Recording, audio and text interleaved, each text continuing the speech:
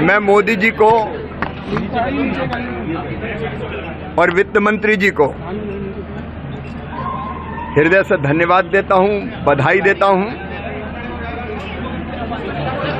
एक ऐसा बजट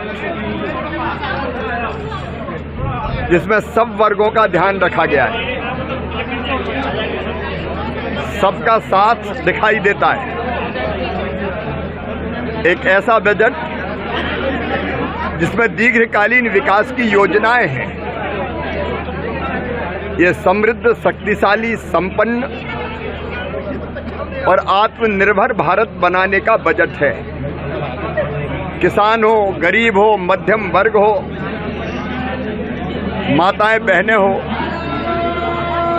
या गांव का, शहर का विकास हो, उसका अद्भुत संतुलन है।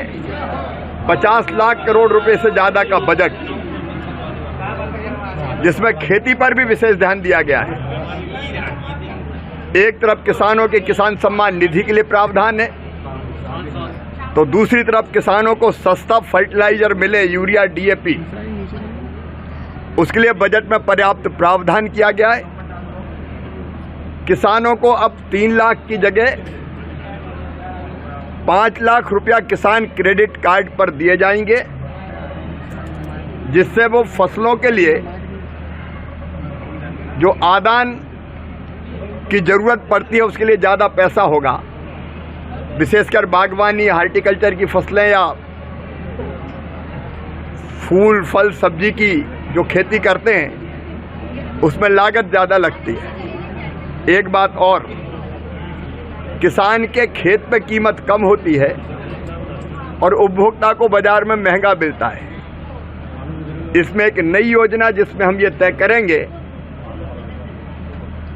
कि बीच में जो लाभ जाता है